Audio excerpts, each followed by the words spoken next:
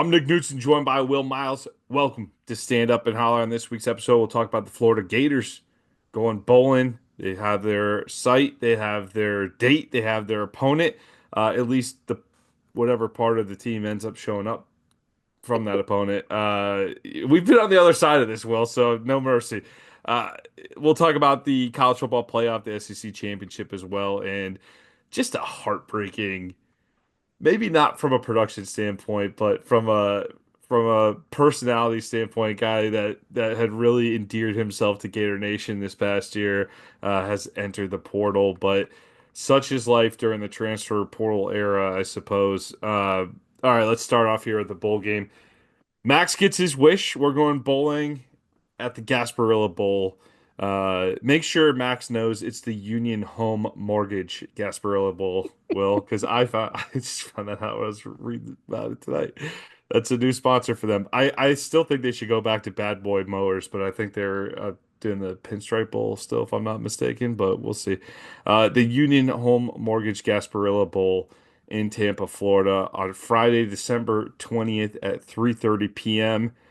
The Gators will face the Tulane Green Wave, who had a really good season, just a solid season. They played in the American Athletic Championship last week against Army, fell to the Black Knights, who outside of that Notre Dame game, they were just a tough, tough team this year. So not a total shocker that Army won that one, but Florida opens as a 12-point favorite against the Green Wave. Tulane is an old SEC foe for those of you who enjoy SEC history. They left the league in 1965 after the 1965 season.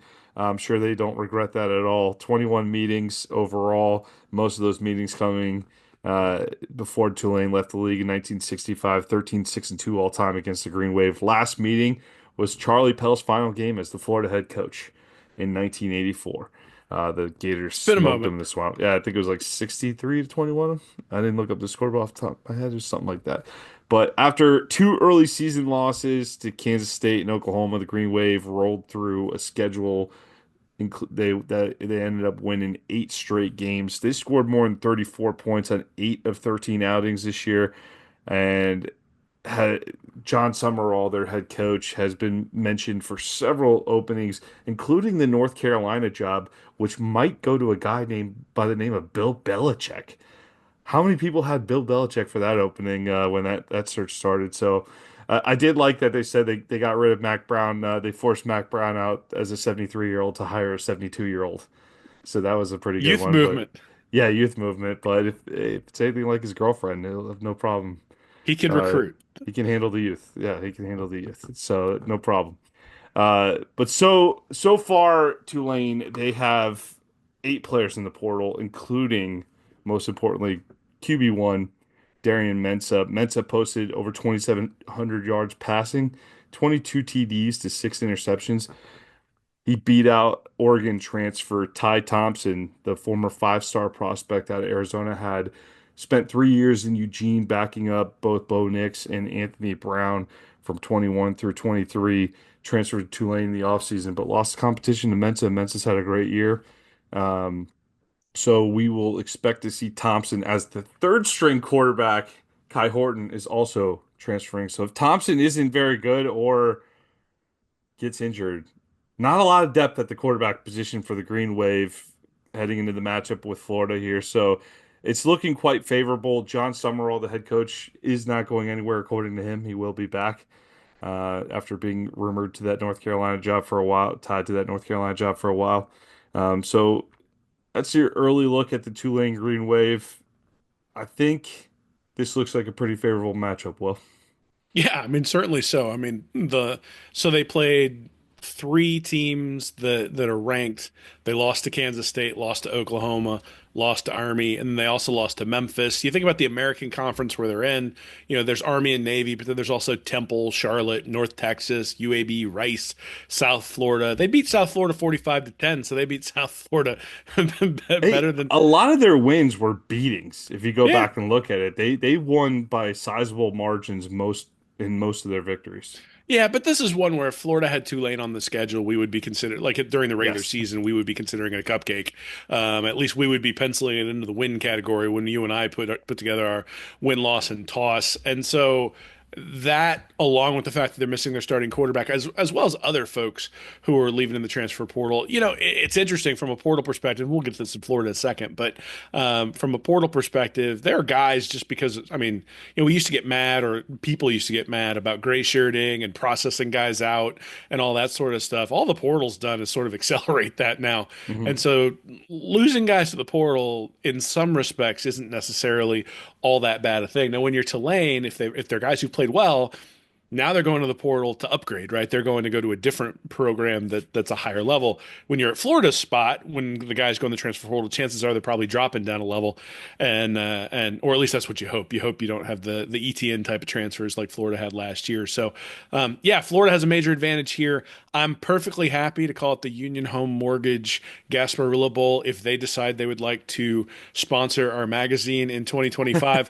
Otherwise, it's just the Gasparilla Bowl, and they can decide. I mean, I'll even We load them we back for respect the ad, man. sponsors around here, Will. We would like one We too. certainly do. So if the Union Home Mortgage folks would like to get in contact with us and sponsor Stand Up and Holler or the 2025 magazine, happy to do that. Call it that bowl. Otherwise, Gasparilla Bowl, wear the pirate patch, go have a good time with my boy, and enjoy game number 13. Have you been to the stadium in Tampa yet? I have not been to Well, not when there was an actual football game going on there. Yeah. I've been in it when it was empty. Yeah, it's a nice venue. You guys will enjoy it.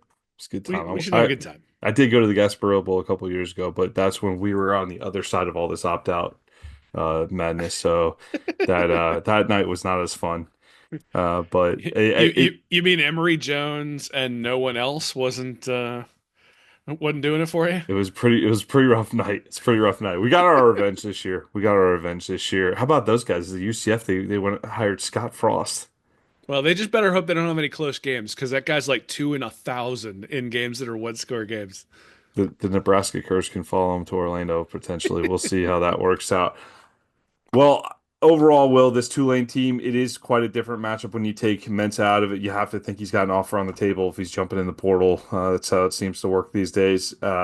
Duke, I mean, you saw their quarterback, Malik Murphy, hit the portal too. So I've already seen rumors with him tied to, I think On Three had something about him tied to Auburn and Miami. So, hey, Duke's on the hunt. So, next man up, you have a good season at an American school, you're probably going to be playing in the ACC, SEC, Big Ten, Big 12 the next year. So Mensa seems to have that opportunity.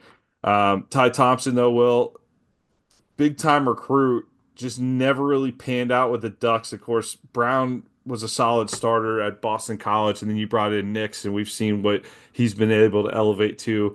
Was an okay quarterback at Auburn, really took his game to the next level at Auburn. But so Ty Thompson really been in the shadows. He was actually a pretty big transfer last winter with Summerall coming in from Troy, and just didn't didn't wow them enough, I suppose, to get that starting job, but gets his opportunity against the Gators. Yeah, well, it's not like Mensa played poorly, right? I mean, so it's not one of those things where I look at it and go, "Oh, the team was struggling." I mean, he averaged 9.5 yards an No, attempt. Mensa played very well. Yeah, 66% Yeah. completions, 22 touchdowns, 6 interceptions. So, maybe he just got beat out by a better guy. We know how Florida, at least historically, has performed against quarterbacks who are newer, like without tape and those sorts of things. They've made some guys look pretty good. Not recently. And I think that's where maybe the favor, Florida being favored comes in. I mean, Thompson's only had 11 throws this year. Yeah. In his career, even when you include Oregon, he's got 77 total throws, average 6.9 yards per attempt, QB rating 144, so not terrible, though that's in mop-up duty. The place where you're going to see the benefit, and actually where you saw it for Thompson this year, 40 rush attempts, 243 yards, so average 6.1 yards per rush this year. So they were using him as a change of pace as a running quarterback even before he was in there as a starter. So really, if you think about it, holding the edges, we're going to talk about Pyburn in a second, holding the edges, making sure that you've got a pocket collapsing from the middle is going to be one of the keys to Florida being able to contain him because he is going to be able to run a little bit. You average 6 yards per rush, and you're able to bring something in that space. So you think about whether he can do it through the air or not, one of the things that my yards above replacement stat really puts a lot of emphasis on is that per rush average, because that suggests, you know, because sacks end up in that rushing yardage, it tells you something about how a guy's reading the defense. Also tells you something about sort of the value that he's bringing. If a guy runs for 80 yards in a game at quarterback on, say, like 8 or 9 rushes, that's really putting the offense ahead of the game, ahead of the sticks an awful lot. And Thompson's going to bring that to the table. So, you know, the backup quarterback for Tulane should not be somebody that Florida worries about when Florida's got its full complement of players out there. But if I was going to point to one thing in this game, I would say Thompson running the ball would be the thing that would keep me up at night if I was a defensive coordinator for Florida, trying to make sure that the defense was able to perform. Don Summerall had a nice season at Troy before getting hired at Tulane. Of course, this Tulane program was turned around by Willie Fritz, who's now at Houston. So they were rolling. The Green Wave has been on a roll for a while. Last few seasons have been very good for them. I like Summerall as a prospect to get hired somewhere. I think it's good that he's staying another year. Maybe get to prove himself a little more. Will, did you know he played linebacker at Kentucky and he's got pretty deep Kentucky ties? He's been an assistant coach there for several seasons as well.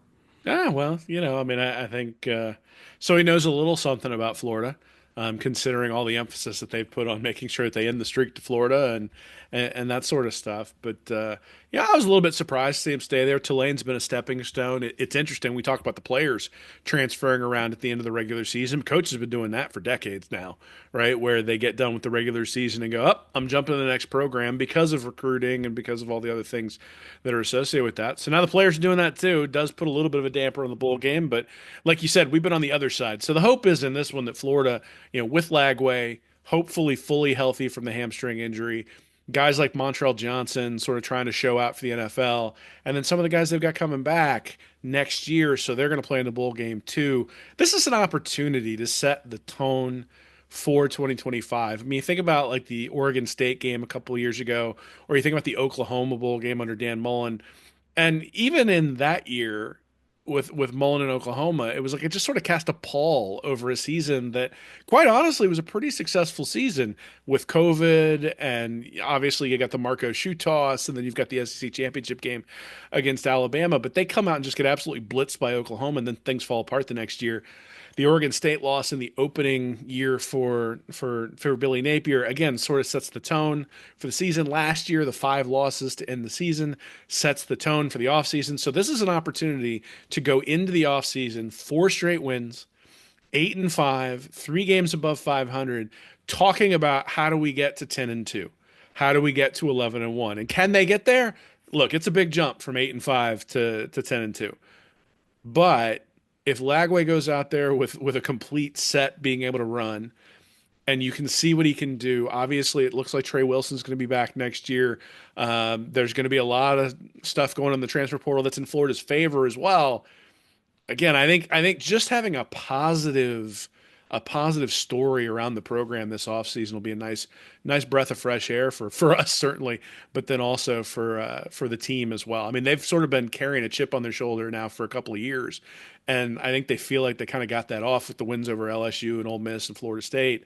It'd be a shame to ruin that by not coming out ready to play in this one. So I expect them come out and play well. And let's be honest, Florida Tulane, even in the middle of the season, should be Florida by 2 touchdowns. And so that's what I'm sort of expecting here.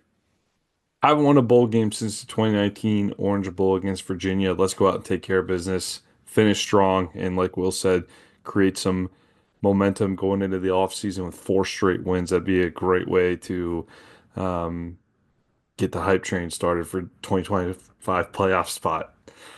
So I like the matchup here for the Gators. Get to play in the home state one more time. Um, personally, I love that matchup I saw where they had them slot against Georgia Tech. I think it was the Birmingham Bowl or something. One of the predictions that we had read last week, but playing at home state against Tulane and notching a first bowl win in 5 years. That's not a bad way to end the season. I can't complain. I think a lot of us would have taken that at the start of the season.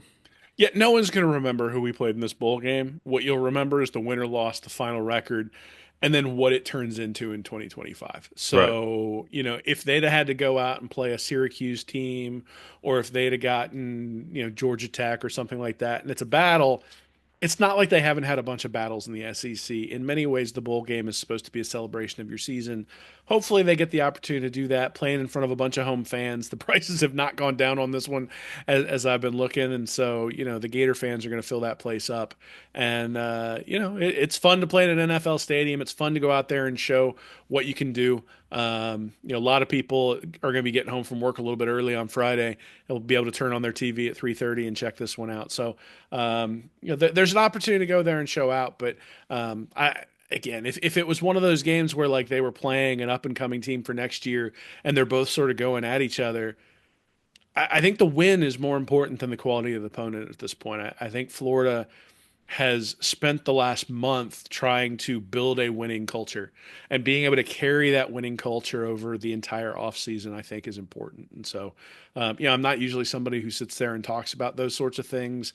I'm not a huge believer in-game momentum. I think in many ways it's sort of like the old adage in baseball where momentum is the next day's starting pitcher. It's like momentum is, can your quarterback go out there and connect when you need him to? But in this case, I just think from the standpoint of like positivity around the program, a win would Mhm. be a big deal here. So, I'm happy with Tulane. Obviously, I'm happy to be able to take my boy there, and looking forward to it.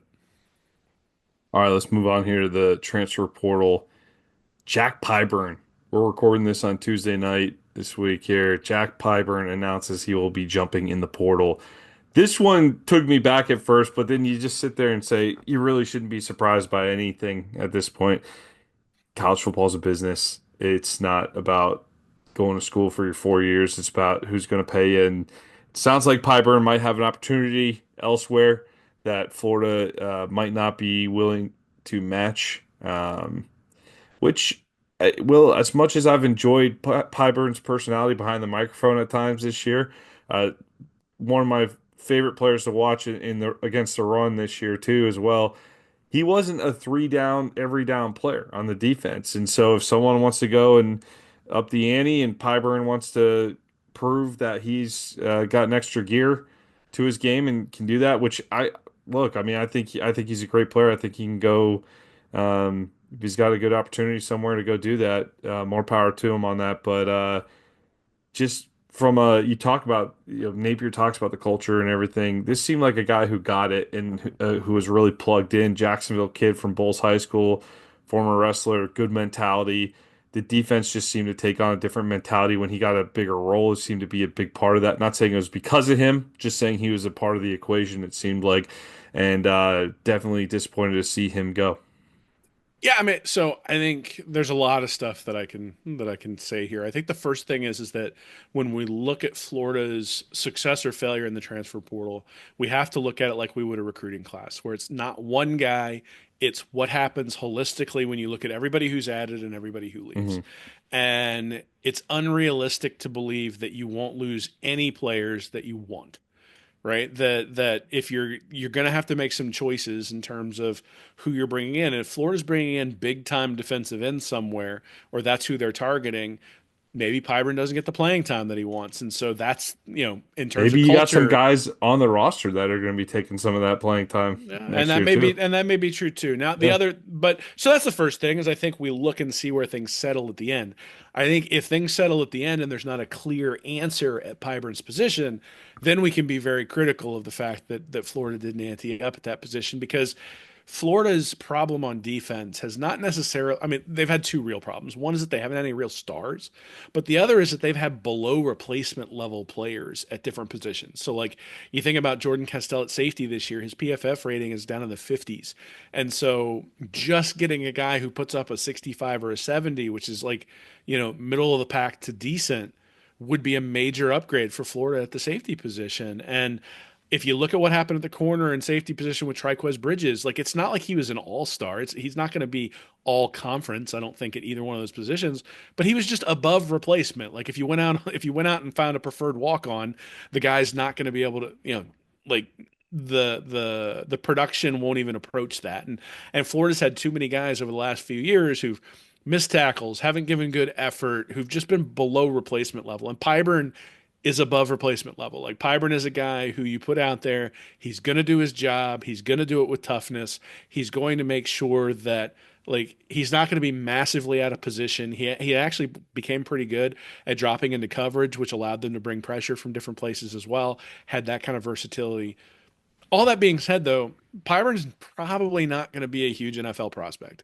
Mm. So from the standpoint of NIL and what that does for kids, Pyburn is going to be like when all said and done, if he finds the right fit, he will have had two very effective years at the college level. And if he can turn that into a significant amount of money, good for him. Like because he's probably not going to be a second round draft pick or a third round draft pick. But on the other side, I mean, look, if you told me I had to choose between Caleb Banks and Jack Pyburn, I'm picking Banks all day long. I mean, Pyburn, you look at him 60 tackles, 4 tackles for loss, 1 sack, 1 interception, 1 forced fumble. Caleb Banks, 21 tackles, 7 tackles for loss, 4.5 sacks, 2 forced fumbles, and a fumble recovery, and really impacted the game a lot by forcing pressure up the middle. So if Florida had to make a choice, I think that choice is pretty obvious. The question becomes should Florida be making choices at this point because really with DJ Lagway in 25 and 26, they need to be all in when it comes to these years and making sure they have the right mix on the roster of new guys that they're bringing in and old guys who give them sort of the older guys who give them that baseline above replacement level play. Pyburn was somebody who would do that. But again, if they've got some big time defensive end coming in who's going to put up 7, 8, 9 sacks and be a terror on the outside, Pyburn wasn't going to play. So, that's sort of where I'm at. Is it's the same thing when we get a guy who's like ranked 200 on the offensive line for high school recruiting. It's like if you get a guy who's ranked 20th and you combine him with somebody who's 200, 600, 800, that's a very good offensive line class. But if you miss out on the guy who's 20th, then the 200, 600, 800, probably not good enough. And so I think that's sort of where I am when it comes to the transfer portal in general is Florida needs a lot of help on the defense. The defense, as much as it improved, and it did improve significantly in the second half of the year, really after the bye week or the first bye week, that's the weak link because DJ Lagway, the minute he came in, Florida had a top 10 offense. And so if they can end up in the top 15, top 20 on defense, this is a team that can compete for the playoff. Pretty obviously. I think, Gator Dave and I were talking the other night when the preseason rankings come out, once the national championship's over and the preseason ranking comes out, Florida's probably going to be in the top 25. But the way they stay in the top 25 is by having a defense that allows DJ Lagway to cook. And really, if they want to be in the playoff, that's the side of the ball where they have to improve. And Pyburn's certainly a step back. Banks is a step forward. And so the question then is how many steps forward can we take versus how many steps back do we take? And, look, you're going to lose some players you want every year through the portal, no matter what. It's just sort of the way the business works at this point. And if I look at the guys that you start ticking off, the guys who Florida has lost in the portal, other than Pyburn, you're not talking about like major impact players, right? I mean, you're talking Kelby Collins, you're talking, I'm trying to think of who else. Well, Who two else is two declared at more this I point? could talk about right now. Christian Williams, the offensive lineman, and Arliss Boardingham, the tight end, who showed a lot of promise and potential in 2023, had a season cut short with injury, just never really clicked this year, and seemed to have a better connection with Mertz than he did with Lagway, that's for sure. But didn't see him on the field as much as the season went along. So I could Eh, see why a guy like that who's shown some flashes will probably get a good look at from plenty of other schools, and maybe it's a playing time thing. I don't know all the details with Boardingham as to why he's going to go, but statistically 18 receptions, 128 yards this year. I think he had about that level of production in against South Carolina and Vanderbilt last year, Will. Yeah, I mean, I'll tell you why I think is because Tony Livingston started to see some real time there in the second half of the Definitely year. play more. Livingston ends up with 7 receptions for 51 yards, so it wasn't like he was getting that many receptions. But you mentioned Boardingham 18, Livingston was 7. Livingston didn't really even play the first half of the year, so Livingston started to get more sacked or more playing time as he went along, and Livingston also seemed to be better when it came to blocking and what Billy Napier needs from his tight ends. So Hayden Hanson and Tony Livingston are probably going to give Florida more of that 12 personnel that they want. Serviceable when it comes to throwing the ball. Hanson's got really good straight line speed. The other part of that is exactly what you said about Mertz. Like Mertz is somebody who's going to utilize the tight ends. Lagway is a guy who's going to sort of settle to throw to the tight ends. And there have been a couple of big ones. I mean, there was obviously the big throw to Hayden Hansen against LSU that DJ Lagway made. At the same time, those are sort of few and far between. Like the guys on the outside, the guys running deep, those are the guys who Lagway is going to go after. I think Lagway has places to improve in the quick game and improve in terms of being able to throw underneath and things like that. But he's always going to be an assassin who's working from deep to short. And if you're a guy like Boardingham, hey, maybe there's another opportunity out there. The other guy in the defense that I was thinking about was Justice Boone. So Hmm. Boone was somebody who 2 years ago was really, really promising, tore his ACL, came back this year, just wasn't the same guy, and was replaced by Pyburn, right? When it came to that position on the field. And so again, I think all these guys you wish good luck to, but I would be surprised if guys like Boone and guys like Boardingham and guys of that ilk, I would be surprised if they end up at Auburn or if they end up at Ohio State, or if they end up at Ole Miss. I think where they're going to end up is places like, maybe Mississippi State. Maybe they end up at Indiana. Maybe though Indiana's in the playoff, but maybe they end up at Purdue. Maybe they end up at Tulane, like those sorts of things. It's not that they're going to fall out of the FBS level. It's just that, probably not SEC starting quality players, at least not until they get a shot at a lower level. And then, hey, they can transfer back up if they have enough years of eligibility. Well, we'll keep you posted on the portal progress, but that's we're sitting at 10 at the moment. Will it does not feel as severe as last year? Well, I think it's going to feel more severe as we go Yeah. because Florida has to find a place to put all of the guys that they're bringing in this recruiting class. They have to find a place to put all the guys they're going to bring in through the transfer portal. So it used to be you had 85 scholarship limits and you had these things called initial counters, which meant you could only get 25 letters of intent signed at any given time. It's not the way it works anymore. Now you have 105 roster spots. And so you got to figure out how to allocate those roster spots, and you're not at certain dates you're not allowed to be over 105 roster spots, which means when somebody leaves through the portal, that just opened up a spot, whether that's for a recruit, whether that's for somebody in the portal, whether that's, to give a walk on a scholarship, like irrespective of any of those things, like that's what those additional spots are worth. And so Florida's gonna have a bunch of guys graduate, right? You got Elijah Badger and Shamir DK who aren't going to be back. Graham Mertz obviously not going to be back. Montrell Johnson. So you've got these guys who are graduating, then you've got these guys who are transferring out, and then you're going to have guys who are going to transfer out in the spring as well. And so, like I said, I think the way to evaluate this is holistically who's come in versus who's gone out, and you're going to lose some good guys. Just like sometimes you're not going to hit on, you're not going to get every 5-star to sign with you, even though I'm going to criticize you for it. You're not going to get every 5-star to sign with you. You're going to miss on some guys that you wanted to sign in recruiting. I think the same thing will happen in the transfer portal. You're going to miss on some guys that you wanted to bring in through the transfer portal, and you're probably going to have a few guys leave who you weren't expecting to leave through the transfer portal. But the key is going to be how does that sort of wash out at the end? And it's really hard to sit there and go, well, Pyburn, Banks, you know, Boone and Boardingham and go, okay, is the team better or not? I mean, a lot of that depends on who comes in to replace them. And even for as much criticism as I gave Graham Mertz, I mean, he's somebody who came in the transfer portal and, given what we saw with Aiden Warner, provided significant value to Florida, right? Like competent quarterback play is a valuable thing. And Florida's going to have to find that because Mertz is leaving, and they're going to have to find competent play behind Lagway. And, so it'll be interesting to see what they do in the portal there as well.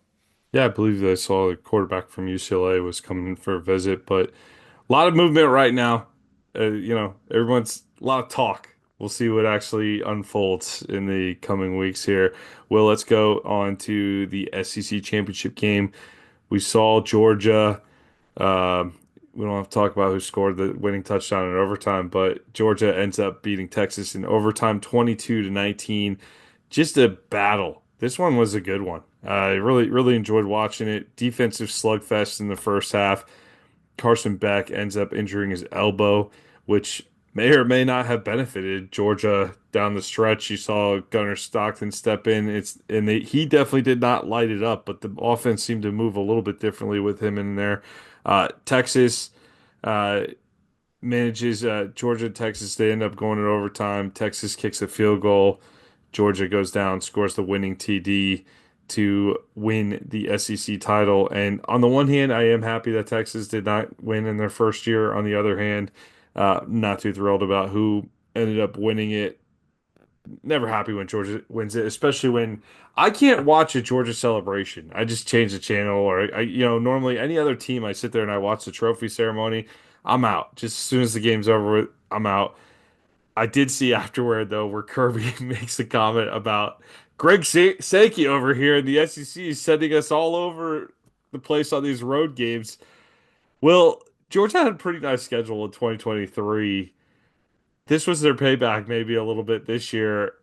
It's just it's very Kirby to complain about the schedule right on the stage when you're winning the SEC championship. He often complains about the game being in Jacksonville, Florida, and then schedules almost every opener in Atlanta. So it's tough to figure the guy out sometimes. Well, I mean, you can figure out that he wins a lot of games, and that's it sucks as a Florida fan for that to be what happens, but that's what happens with Kirby. I mean, the thing is, and this is what I've been harping on all year when we talked about the playoff is the SEC championship game, depending upon how good Gunnar Stockton is, might have just cost Georgia a national championship. Like, would they have been better off not playing in that game, not winning the SEC championship, getting put in the playoff as an at-large, and having the starting quarterback? Now, look, Beck hasn't been great all year, but Stockton threw just about the worst interception I've ever seen. And Texas, for some reason, their defensive back decided he wasn't going to block. And that's the only reason that wasn't a pick six.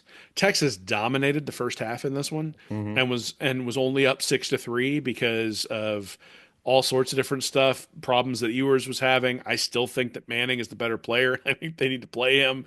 I think what we found is that Texas against better teams can't run the ball. They had 26 rushes for 31 yards, 6 sacks against Ewers, and really sort of got him having some happy feet at times.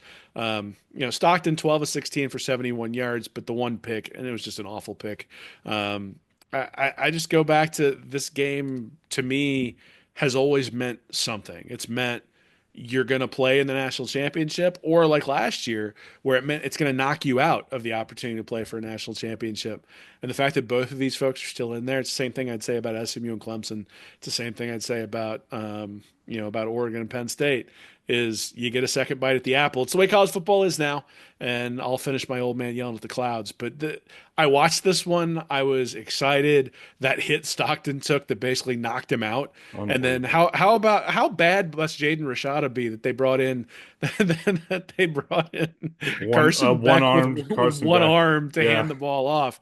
But look, I mean, it's a complete unknown in terms of what Georgia has at this point at the quarterback position.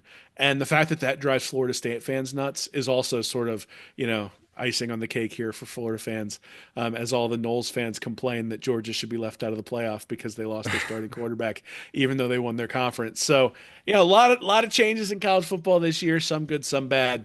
I think this was an interesting game, but I'm glad that we're finally to the point in the season where when you lose, it's done. That we are now at the one and done stage of college football. We got a bunch of them, right? A bunch of they've artificially set up the baseball game sevens, and we get a bunch of those now. And I'll be able to stop my bitching at least for a month as I watch these, because there will be real tension, because it's not just I hope my season isn't over if I lose a game. It's my season's over, and got to go home and lick my wounds. Well, we end the season with Oregon as the Big Ten champion, getting the number one seed undefeated. Georgia jumps up to the number two seed. Boise State gets the three seed as the Mountain West champion, highest seeded G5, highest ranked G5 team, ranked ahead of the Big 12 champ, Arizona State. And Arizona State gets in that bye, into the bye into the quarterfinals because Clemson almost blows it in the ACC title, ends up beating SMU on a last second field goal as the game was tied. And the Tigers, Dabo, is in the playoff spot. But they did give them a tough assignment out the gate. Number 12, Clemson will be going to number 5, Texas.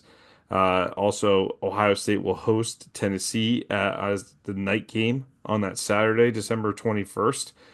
Penn State and SMU will open up the day on Saturday in Happy Valley. SMU travels up to Pennsylvania. Clemson at Texas. It's going to be that 3:30 game on Saturday. And then at Friday night, the playoff kicks off. Indiana in-state matchup with Notre Dame. Will, I'm telling you, you got I'm not sure Indiana Notre Dame is going to do it for a lot of people. Maybe not SMU, Penn State. Clemson at Texas, those two pretty big brands getting together that don't get together too often. And you got Tennessee traveling north. The SEC goes north in the Big Ten country. First ever home game in the Horseshoe for Ohio State in December. Uh, I don't even know how to process these games yet or wrap my head around it because I'm looking at it, Ohio State, they're coming off the loss to Michigan. Usually you don't make the Big Ten title game. A lot of disappointment in the fan base. Time to turn it around and pay attention to the Vols coming up to the shoe. Yeah, I mean, so that'll be interesting for Tennessee. I think people are pretty confident that Tennessee is going to be able to come out there and be successful. But I honestly think that Ohio State has had a kind of an advantage. They've been able to get healthy and they've been able to stew on that Michigan loss and hear about their coach and how he needs to get kicked out. And they got Kirk Herbstreit's son committing to Michigan, and then Herbstreit saying that a home game maybe isn't the best thing in the world for Ohio State. So that one, I'm actually looking for the Buckeyes to probably come out with their hair on fire on that one. Obviously, they end up at Oregon next, whoever wins that game. So It's that's at a the rough Rose road. Bowl. That's a rough road for those folks. Texas Clemson, from a name perspective, a very good game, but I don't think any of us really think Clemson's all that good. They jumped out on top of SMU for a lot of different reasons, and then sort of held on for life there in that game. Hey, congratulations on winning the ACC. At the same time, we're going to see when SMU plays Penn State whether that actually really meant anything, whether the ACC is an inferior conference, or I suspect that some of these early games. I mean, look, the lines on all these games are like more than a touchdown. Yeah. So the bettors don't necessarily think these are great matchups to start with. The one I'm actually looking the most forward to, but this is just my upbringing, is Notre Dame, Indiana. So my dad is an Indiana alum. My sister went to Indiana. We moved from Indianapolis when I was 16 years old down to Florida. That's how I wound up going to Florida because I would have gone to Indiana, which means I wouldn't have been an engineer because if you're an engineer in the state of Indiana, you go to Purdue. But so I would have gone to Indiana. I'm a huge Indiana basketball fan still. You are born, you were bred in that state to either love Notre Dame or hate them. That like it doesn't matter if you're in Indiana, Purdue, Ball State, Evansville. It doesn't matter what team you root for. If you're born in that state, you root for or against Notre Dame, and it usually divides amongst the Catholic Protestant line too. So I hate Notre Dame, and have grown up, Florida fans think about Georgia. Honestly, anybody who grew up in Indiana, that's the same way you feel about Notre Dame. So Notre Dame's dominated for years. Hopefully, Indiana can get that one and prove they belong. I still think it's probably going to be chalk in terms of the favorites in each of these. And unfortunately, you had a great section in our preseason magazine talking about the playoff, how weird it was, that the seeding was odd, that people didn't really understand how the seeding worked. I didn't understand it. You put that thing in there. I think you had like Iowa getting a bye or something. I don't remember who you had. You said somebody ridiculous getting a bye, and and it Florida turns out, State. and it turns Yeah. out that a couple of ridiculous teams got a It was bye. Utah. It was Utah. Utah, that's right. Yeah. So I, if I thought nothing, Utah was going to be a much better team and win the Big 12, but well, Arizona State projected last in the Big 12, by the way, wins well, the Big but 12. But if nothing else, what I would say is that section elucidated to me how wonky the playoff was going to be. Mm. And you and I were prepared for it as this stuff was coming down the stretch where we're sitting there going, yeah, Arizona State and Boise State are going to get buys. Yeah, they're two of the four best teams in the country. So there's some stuff I think they're going to fix. I think Greg Sankey, while standing up on that dais with Kirby, was sitting there, sort of plotting like Mr. Burns in terms of what he's going to do to make sure that a team like Alabama doesn't get left out. As you say, Um, if he wasn't doing it on the dais, he was doing it the next day when Alabama got well, left out in favor of SMU. I got to be honest. I will be very curious. So here's the prediction I'm going to make here tonight. The prediction I'm going to make is that the SEC is going to make the ACC pay for SMU and Clemson being in there. I think Mm. the negotiations on what the changes look like in this tournament are going to be brutal. They're already talking about potentially going to 14. I think when they go to 14, there's going to be like guaranteed bids and all sorts of stuff because I don't think the SEC want now the Alabama argument on the non-conference schedule and going, oh, we'll just schedule better non-conference. It's a bullshit Did argument they lose because any non-conference games? Well, no, and they didn't play anybody either. no, So, they lost all conference games. So that's yeah, the it part turns I out when don't you lose to understand. it turns out when you lose to Vanderbilt, you probably shouldn't be in the And a playoffs, even if terrible Oklahoma team, the worst yeah. Oklahoma team in years, you get crushed by them. Well, So I don't think Alabama has a leg to stand on. In fact, I think South Carolina probably had the best argument out of everybody, just because they start out 3-3 and then end up 9-3 at the end. So they're hot. They beat Clemson. They beat the ACC champion, and I think probably had the best case in terms of overall resume. But that's not what the committee did. I wrote an article on Read Reaction this week that basically looked at what the lessons are. And the lessons are you got to go 10-2. You got to go 10 Yep. and 2 or you got to win your conference. Those are the options. And, The only team with 3 losses in this entire tournament is Clemson, yeah. right? And the only reason Clemson's in there is because they won that game. And if Clemson had been 10-2 going to that game and then had lost and been 10-3, I don't think they would have made it. Hmm. I think what we learned this year is that most likely you got to go 10-2, which is not what I thought coming into the year. I thought with Florida's schedule, given how hard it was, that if the Gators went 9-3, that they were going to be in. And I think that's just not the reality. Is you're going to have to go 10-2. The committee clearly values just wins and losses, the same way it's been in college football for years, years, years, years, years, where the 11-1 team is ranked ahead of the 10-2 team, even though we all know the 10-2 team is better than the 11-1 team, just because like the 10-2 team played the top 2 teams in the country and lost by 3 points. The 11-1 teams played nobody and then got blown out, got its doors blown off when they played somebody good. Nope, nope, they got to be number one. They're 11-1, and so. It is the way it is. Yeah, the Bama. You lost 3 games, Bama. You lost three Hey, games. if you if Don't you don't haven't lose done three it yet, games. if you haven't done it yet, go check out the SEC shorts where they're playing capture the flag for the playoff positions. It's like a 9 minute Fantastic. video, and it is well worth every minute of your time if you sit there and watch that one. Some really funny moments in there, some things that made me laugh out loud. That was a good one. The biggest issue I have with the bracket is the road that they gave Oregon to the final. Because you look at Georgia, and again, Georgia's coming in. You said without the starting quarterback, most likely that elbow injury to Beck looks pretty extreme.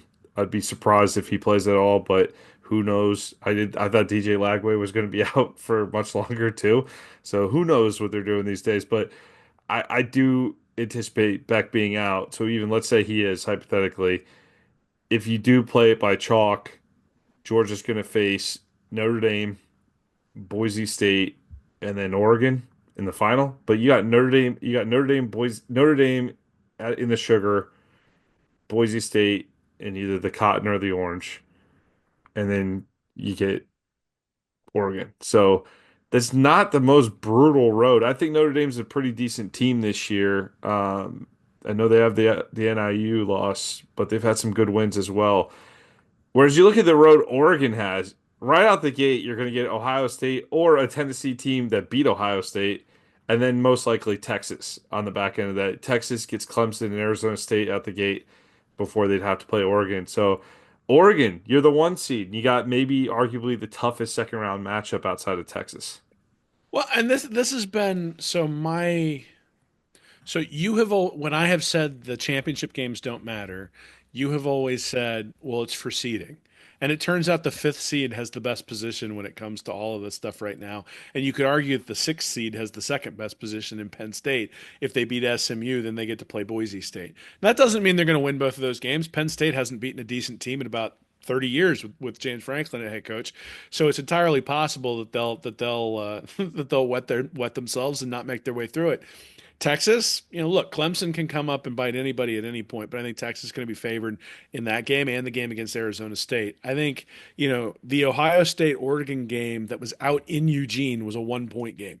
And you think about what that would be in terms of once you have familiarity. Like even if you look at the Texas Georgia game, this game was way closer than the one earlier in the year. And when you've already seen a team, that's one of the things that happens. When you see them again, I think the margins start to tighten. So not only did Oregon potentially get either Tennessee or Ohio State, it's possible they're going to play Ohio State again.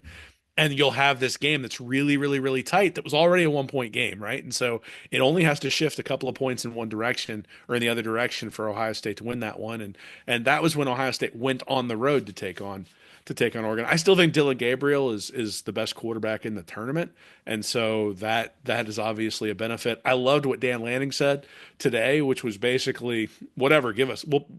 bring us your best. Like we're happy to He's play your great. best. We're going to destroy them, or we want to be challenged. We want to play those guys. I don't think he didn't say they were going to destroy him. He's probably thinking that. Put a ball down in the parking lot. We'll go play wherever. So again, though, I go back to, college football has now set up something here where we've got some interest. And this actually is the one thing I will say about this tournament is it's created an awful lot of controversy and an awful lot of debate. Now, some of that debate I think is stupid, and some of that debate I don't care about when you're a team that's 9-3. But it's created debate, and that's the thing I was actually afraid of with the tournament. So when people say go to the BCS system, use computers, all that sort of stuff, I don't want that, because once you go to computers, then it's just, well, the computer said it. There's no decision making here. It's whatever we set the algorithm to be to start with, and then you're taking the argument out of it. I think one of the things that college football has always had is passionate fans who will argue over things. I mean, you got programs that give themselves national championships who didn't even have a chance to play for it, and we take shots at Central Florida for doing that. At the same time, there's national championships that are claimed. You got split national championships. You got all sorts of Yeah. stuff where everybody's been able to fly their flag, and college football has been slowly over the last 30 years moving towards getting rid of those arguments, but those arguments are part of what make college football fun and part of what make college football enjoyable. And so hopefully I'm actually like they're gonna try to fix this and reseed it. Sankey's gonna try to wield the SEC strength to make sure that whatever happens moving forward, the Big Ten and the SEC have like guaranteed spots in the next iteration of whatever this is. But hopefully they maintain the ability to argue, because Alabama gets left out this year. I don't feel heartbroken. Obviously, I'm not a member. I'm not a fan of the Tide. If Florida was sitting there 9-3, I'd hope I could be objective, but I'm sure I would make an argument that the Gators should be in there. But to me, making that argument is the important part, like having that discussion. And now, hopefully, understanding what it takes to get into the tournament will allow us to have better commentary on what's going on throughout the year. That game against Ole Miss, I didn't know whether that meant they were going to be left out against Huge. Florida. I now know it, right? And so some of I'm not even sure what this means. Hopefully, it's going to go away. Not So you completely. mean you didn't know what it meant in the moment, but you found out later what it meant? I did, which Oh which man, decreased. I wonder if someone has said that to you. I wonder Well, if you've heard it that in the did last it couple did of weeks. so it didn't decrease my joy at watching it because I enjoyed seeing Florida win. But if it had been I don't know, if it had been Oklahoma playing Ole Miss and they had knocked them out. Alabama, you mean? Yeah, I didn't watch that game. I watched very little of that game because you figure it out at the end, and that's where we're at. And Maybe part of it is because your team was out of it too. I think honestly, this is such a radical shift in a postseason format too, and I don't think I would be curious to know the percentage. The reason I put that in the preseason magazine and really explained it on a couple pages is because I was going through it going, man, this is a lot. This isn't just a straight 12 team bracket. There's a lot to this, and you look at it, and I haven't gotten worked up about this format because I 100% know we've seen. It felt like I've been following college football since I was a kid. The first season I can really remember was 1993, right? Change between 1993 and maybe what, like 5 years ago, it moved pretty slowly. It would happen over time, maybe every 5 to 10 years, you'd see a big change or something. Everything that's happened the last few years has been crazy. Like we are just moving at warp speed. This 12 team playoff is, it's only on the books through 26, 20. There's only a couple more of these on the books. So it's not going to be like this in 10 years. So if you don't like it, it's not going to be like this in 10 years. And that's why Will keeps alluding to Sankey and the SEC is going to wield I don't their I don't their think it's going to be like power. this next year. I think the SEC is going I to think put it's its under thumb on the contract. I scales. think it's under contract, I think, for another year at least. Yeah. I'm pretty sure that Oregon was under contract with the Pac-12 too, and now Oregon's in the Big Ten. So that stuff changes pretty quickly. Here's what I'll say is, and I expressed this to you in a text message this week, but I think this is really this is really where I come down on all this stuff, is that the argument for an expanded playoff has always been about fairness. It's been that when you have a four-team playoff or the BCS with two teams or something like that, that teams that deserve it get left out. So like the Central Florida claim back in 2017 and those sorts of things, it's about fairness. But what I look at is that when I have a team or when I have a so I hate watch a lot of college football. Like I enjoy seeing Georgia lose. I enjoy seeing Tennessee lose. I really enjoyed seeing Florida State lose this year. Like those sorts of things are immense amounts of fun to me. And so what I like is the do or die or what I've always loved about college football is the do or die nature of the game where one loss can completely screw up your season.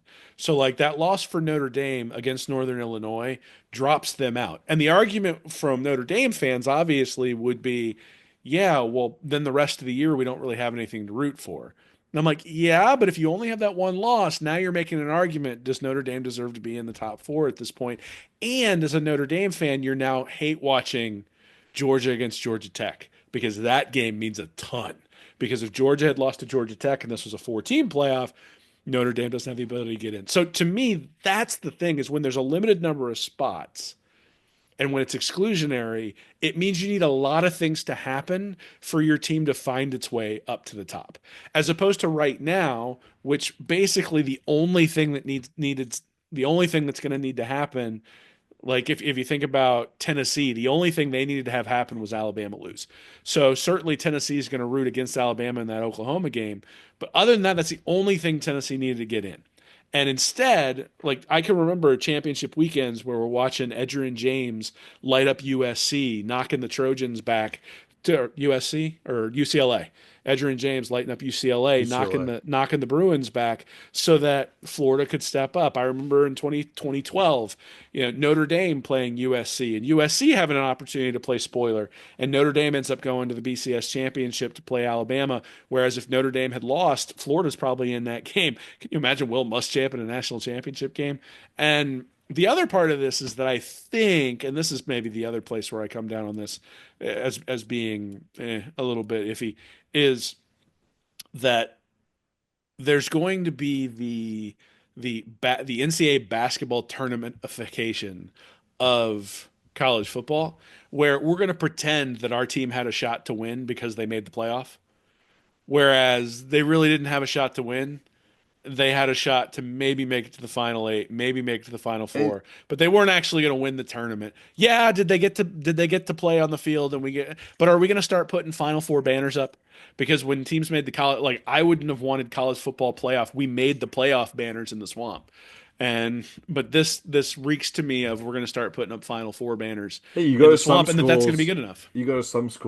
I've been to games at Rutgers and Michigan State, and I see signage that says Buffalo Wild Wings Bowl 2004. Like, some schools will put that stuff up, maybe not I mean, Florida. Indiana's going to put up that they made the tournament this year, Yeah, that right? you better believe Indiana's going to have a playoff banner somewhere in that stadium. You better believe it, and And I and they told should. you, I They like, should. They and I should. told you, I love Indiana, and I don't care. That's a loser mentality if you're putting that thing up there. I So agree. I agree. anyway, And spoken like a from a team that's expects to win championships. But let me ask something as a Florida fan, because I'm with you. I'll start to become the old man if we expand too much past 12. Yeah, I'll be it'll be right there with you. 64 3 years from Yeah, it's now. crazy because then it's just gonna be more about money, money, money. It's gonna keep going. Yeah, there should be. I do like there being some level of exclusivity toward. You're talking about winning a national championship, and we're really Alabama fans are angry. You got three losses. Come on, like we're talking about national title teams. You guys have won so many national titles. You know what it takes to win a national title. It ain't three losses. One of them being the Vanderbilt. That's not it. That's not the formula. Um, but as a Florida fan, Will, if we let's hypothetically say we're still with the 14 playoff going into 2025 with versus the 12-team playoff. With a 12-team playoff, you got a legitimate hope that this team with Lagway, you got a legitimate hope.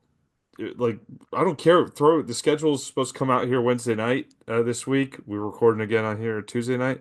Schedule's gonna be out, so we'll see how Is Texas going to be September? Are they going to be November? Are we going to have what type of stretches are we going to have on the schedule? We'll get a look at all that stuff. But a 14 playoff, you're talking about you have to win that Georgia game. You have to beat Texas. You have to win the SEC likely to be in. Otherwise, you need a lot of help to get in. I think Florida can compete for a playoff spot in the 12 team playoffs next year. I'm not sure we'd be top four team next year. I'm not sure we were quite ready to make that leap next year. And you mentioned that in last week's show, being there being a couple of you felt like there was a couple of milestones we had to cross over before we were at that elite level again. Yeah, I mean, look, I think that certainly exists. I think if you look back at the Dan Mullen era, we can point to a couple of years where Florida probably makes the playoffs. Specifically, Florida would have made the playoffs 3 years with Dan Mullen. The first 3 years. yeah, well, and so therein lies the answer that we would have made it a couple of years with Jim McElwain. All right, those years they made the Hmm. SEC championship game. Hmm. The SEC championship game cannot be a penalty, apparently. And so both years, now they might not have made the SEC championship game one of those years because the East and West divisions still had it kind of screwy. But those were teams that all just got demolished by Alabama, Hmm. right? And that's my worry. My worry is that we've basically set up a tournament where like, do you really believe that these 12 teams are all worthy of playing for the national championship? No, the Indiana Hoosiers are going to it might go to Athens, Georgia.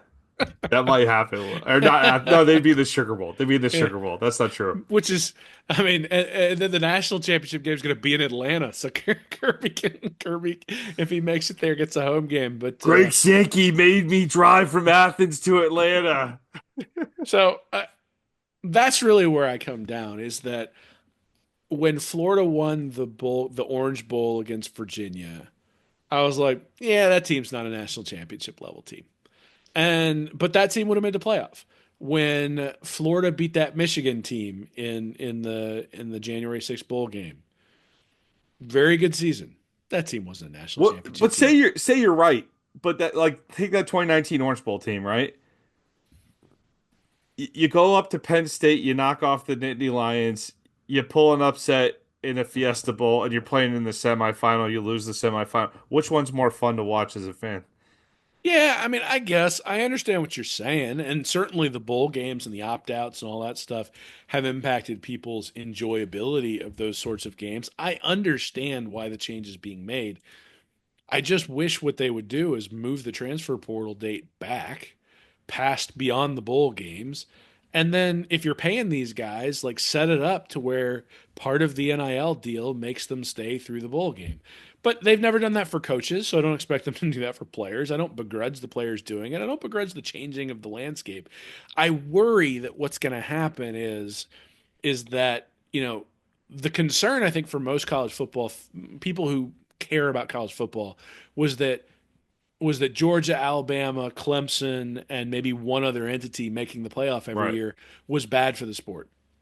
But I would contend that one, those dynasties are actually good for the sport. That the sport has grown when it has had those sorts of dynasties. And the other thing is that winning a national championship has, except in very rare circumstances. So LSU won once, I think, with Mock at quarterback when they had two losses. But for the most part, winning a national championship, you've been allowed one slip up.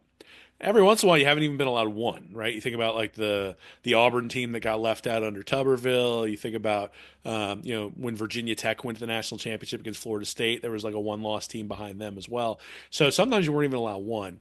And what that meant though is it meant you had a special run to remember. And Right. like if I'm a South Carolina fan, like if Florida had taken South Carolina's path this year, it wouldn't have been a run to remember if they'd have wound up in the playoff unless they run it all the way through to the end. And I guess That's a key statement. That's a key part to that statement. And that's the part because we haven't seen it. I think that maybe you're not giving enough credence to that. Because I mean, look, if Penn State makes a run to the national championship and somehow wins it, because they played pretty well against Oregon, by the way. That was a pretty fun game to watch.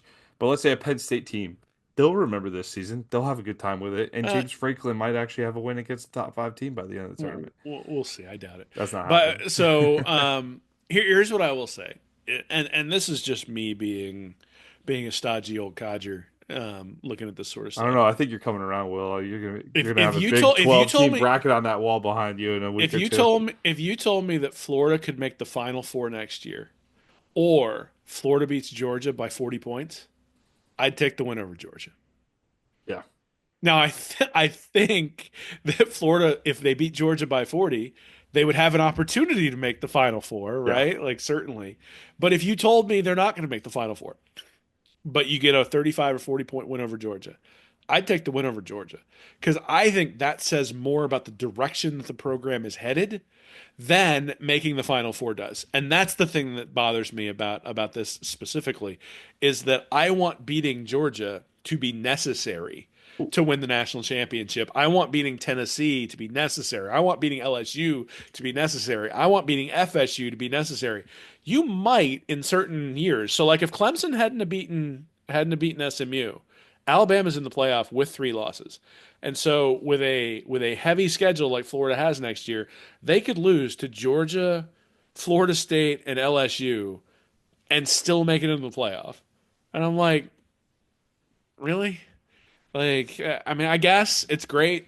I'm still going to go to the game. If the game's in Gainesville, like, I'm actually rooting for Florida to not get the bye because I want a playoff game in Gainesville. Like, get the 5th seed. It seems like it's the best anyway. And let's have a playoff game in Gainesville and have a party down there, man. But so, I mean, look, it's college football. I love it. I'm going to watch it. I'm going to watch every minute. But I will say that I feel like the way this thing has been set up has diminished my enjoyment of the season overall. Part of that is I'm old. Part of that is I got 4 kids. Part of that is I watch Florida so intently I don't always have time to watch the other ones. I I think you're get all naming that. all the actual reasons, but go on. I get all that. Part of it is that we didn't get more than DJ Lagway once every 3 drives until halfway through the year, Until which middle of is End of which is October. which is probably the real reason Yeah, that I hate this format. And look, when Florida's 7-2 next year, we're still talking about their ability to make the playoff. It'll make gonna Read love it. Reaction and Stand Up and Holler a lot more entertaining for people, I'm sure. And so, hey, that's fine. And Miami gets left out this year. That's hilarious. Um, Pop you Tart know, Bowl, baby. hopefully, South Carolina getting to hear Beamer rail about things. That was kind of fun too. Beamer And then, said, what did he say? He said that, and I'm paraphrasing here, but the so they don't give a advantage to hoot not about strict the schedule. of the advantage of not making the playoff is, SMU's not going to go spend a week in central Pennsylvania and go tour the Hershey factory. We get to go to Orlando for a week as a team, and it's like, all right, cool, man. You're going on vacation. You're going to Disney World, man. That's a great time. You're not going to the playoff. He's really trying to Hey, make himself feel better about that. there, there's nothing wrong with Hershey Park, and it's not really all that close to State College anyway. So doesn't really know his Probably was geography up struggling here. with But other great attractions in Central PA. He's yeah, probably I just was gonna say struggling. if you're at Hershey Park, you're closer to me than you are to a Penn State home game. So, um, so Well, you kids enjoy your 12-team playoff. I, for one, will be enjoying the Union Home Mortgage Gasparilla Bowl. Reading Reaction 2025 sponsors. Let's get it done. Have a great week, everyone. Go Gators. Beat the wave. Enjoy the Gasparilla Bowl, everybody. Hey everybody, thanks for listening to Stand Up and Holler. If you're interested in more information from me and Nick, you can go over to readingreaction.com. You can like and subscribe our YouTube channel here at Reading Reaction, or you can go to patreon.com/readingreaction to support us, get extra information, and we do Ask Anythings over there every once in a while as well. So check us out. Thanks for listening.